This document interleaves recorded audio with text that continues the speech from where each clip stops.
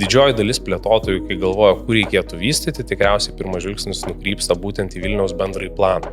Nes Vilniaus bendrasis planas, kaip ir parodo scenarijų, kur pats miestas mato, kad miestas turėtų judėti ateinančius 10 metų.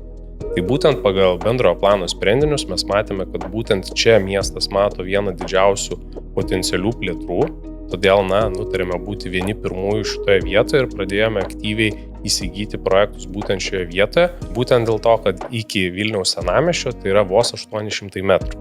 Tai pėstute pereinant pėsčiųjų viaduku virš geležinkelio, tai sudarytų apie 10-12 minučių mes skaičiuojame ir patys bandėme, per kiek laiko pasiekėme senamiesčio ribą, už stoties galime per vos 3 minutės automobiliu pasiekti Žirnių ir Tūkstantmečio gatvės, tai yra aplinkelį, kur vieną pagrindinių arterijų pabėgti iš miesto ir galima per 7 minutės automobiliu pasiekti tarptautinį Vilniaus oro uostą. Tai jau iš logistikos rinkčių pusės tai yra viena patraukliausių vietų, lygiai taip pat įgalinanti pėstute nueiti į senamiestį, į restoraną ar pasivaikščioti.